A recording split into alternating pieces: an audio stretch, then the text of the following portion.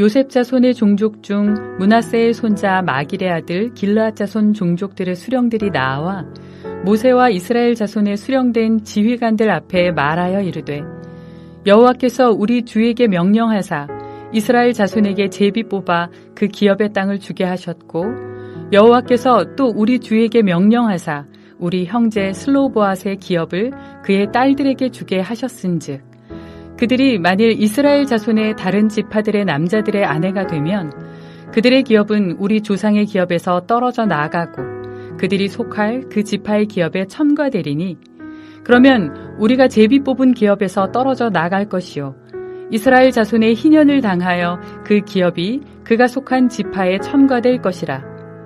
그런즉 그들의 기업은 우리 조상 지파의 기업에서 아주 삭감되리이다. 모세가 여호와의 말씀으로 이스라엘 자손에게 명령하여 이르되 요셉 자손 지파의 말이 옳도다. 슬로보앗의 딸들에게 대한 여호와의 명령이 이러하니라. 이르시되 슬로보앗의 딸들은 마음대로 시집가려니와 오직 그 조상 지파의 종족에게로만 시집갈지니 그리하면 이스라엘 자손의 기업이 이 지파에서 저 지파로 옮기지 않고 이스라엘 자손이 다 각기 조상 지파의 기업을 지킬 것이니라 하셨나니 이스라엘 자손의 지파 중 그 기업을 이은 딸들은 모두 자기 조상 지파의 종족되는 사람의 아내가 될 것이라. 그리하면 이스라엘 자손이 각기 조상의 기업을 보전하게 되어 그 기업이 이 지파에서 저 지파로 옮기게 하지 아니하고 이스라엘 자손 지파가 각각 자기 기업을 지키리라. 슬로보앗의 딸들이 여호와께서 모세에게 명령하신 대로 행하니라. 슬로보앗의 딸 말라와 디르사와 호글라와 밀가와 노아가 다 그들의 숙부의 아들들의 아내가 되니라. 그들이 요셉의 아들 므낫세 자손의 종족 사람의 아내가 되었으므로 그들의 종족 지파에 그들의 기업이 남아 있었더라. 이는 여리고 맞은편 요단가 모압 평지에서 여호와께서 모세를 통하여 이스라엘 자손에게 명령하신 계명과 규례니라. 고단한 삶 가운데서도 하나님의 말씀을 통해 교훈과 위로와 은혜가 넘치기를 주님의 이름으로 축복합니다. 민수기 36장은 므낫세 지파의 길앗 가문에 속한 지도자들이 슬로보앗의 딸들이 받게 될 아버지의 기업에 대한 문제점을 제기하는 내용입니다. 슬로보앗의 딸들의 이야기는 민수기 27장에 처음으로 등장합니다. 모압 평지에서 2차 인구 조사를 하면서 가나안 땅에 대한 분배 문제를 다루게 되자 므낫세 지파의 슬로보앗의 가문은 기업을 분배받지 못하는 일이 발생했습니다. 그 이유는 슬로보앗이 아들이 없이 광야에서 죽었기 때문입니다. 율법에 따르면 땅은 아들들이 상속받도록 했습니다. 그런데 아들이 없는 경우에 대해서는 어떻게 해야 하는지 규정이 없었습니다.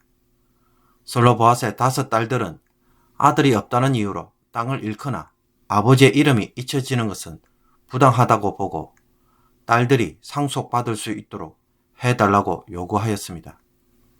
이에 하나님은 슬로보앗의 딸들도 땅을 기업으로 받을 수 있도록 해 주었습니다. 아들이 없으면 딸들이 없으면 아버지의 형제가, 그마저도 없으면 가까운 친척이 땅을 물려받을 수 있도록 새로운 판례를 마련해 주었습니다. 그런데 슬로보앗의 딸들이 기업을 물려받을 수 있도록 한 것은 좋았지만 여기에는 한 가지 문제가 있었습니다. 그 문제를 오늘 므낫세의 손자 마길의 아들 길르앗 자손 종족들의 수령들이 제기를 하였습니다. 그것은 슬로보앗의 딸들이 기업을 받은 후에 다른 지파의 남자와 결혼을 하게 되면 자신들의 기업이 다른 지파의 기업으로 넘어가게 된다는 것입니다.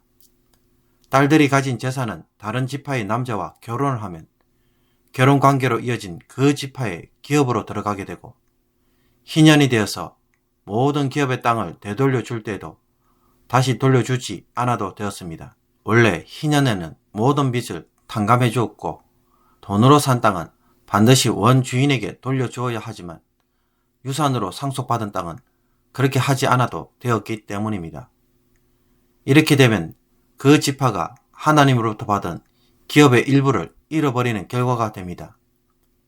특히 이런 일이 빈번하게 일어나게 되면 기업으로 받은 땅은 경계가 모호해질 것이고 각 지파에게 토지를 유업으로 주신 하나님의 뜻에서도 벗어나게 됩니다.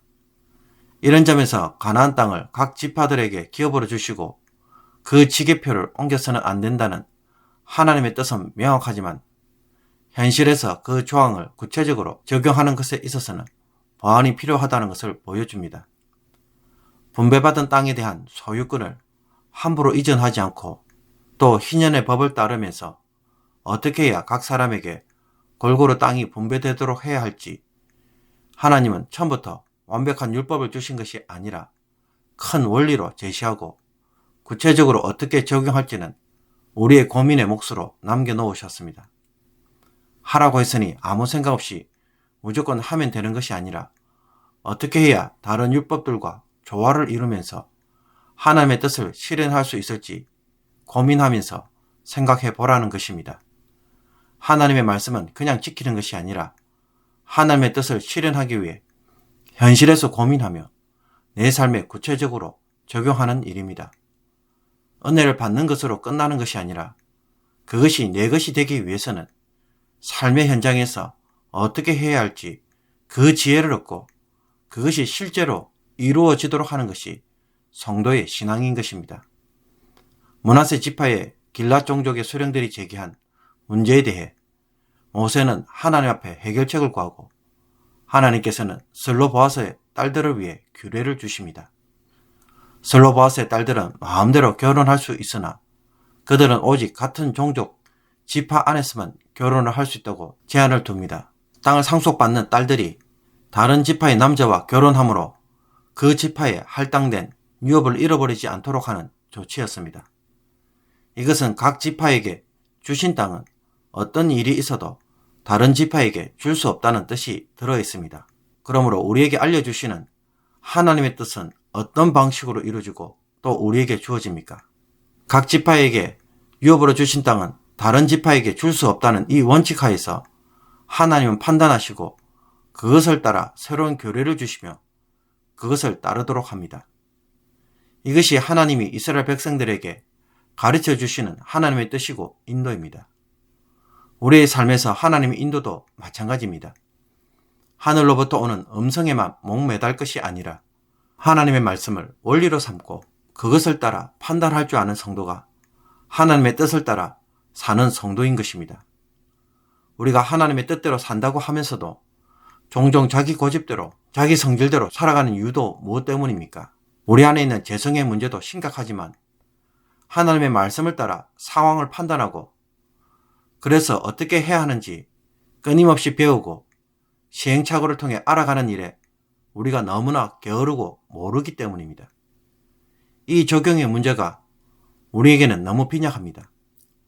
죄된 세상에서 죄의 습관으로 길들여진 우리가 새로운 본성으로 살아가려면 본능대로 살면 안 됩니다.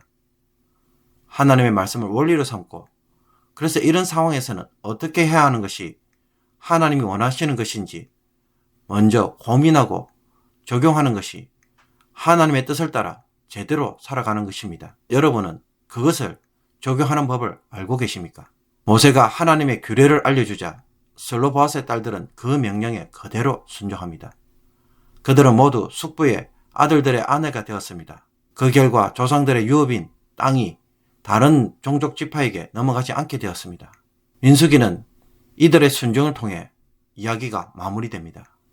특히 26장에서 시작된 2차 인구 조사를 통해 새로운 세대가 출발하고 가나안 땅에 대한 분배 원칙이 선포되며 부족한 부분들이 모두 보완되었을 뿐만 아니라 이제는 슬로보아스의 딸들의 순종을 통해 아름답게 마무리가 되고 있습니다. 그러므로 순종은 모든 하나님의 이야기를 아름답게 만듭니다. 순종을 통해 슬로보아스의 딸들은 기업을 누리고 율법은 성취되며 하나님의 뜻이 그대로 적용되는 땅이 되도록 만듭니다. 신앙의 완성도 마찬가지입니다. 순종하는 것이 하나님에게 최고의 영광이 되고 하나님의 뜻을 성취하는 가장 아름다운 이야기가 됩니다. 이제는 우리가 좀 명확하게 선포해야 합니다. 신앙생활은 내 삶을 내가 이루어가는 것이 아니라 하나님의 말씀을 삶에 적용하고 결국은 순종하는 일입니다.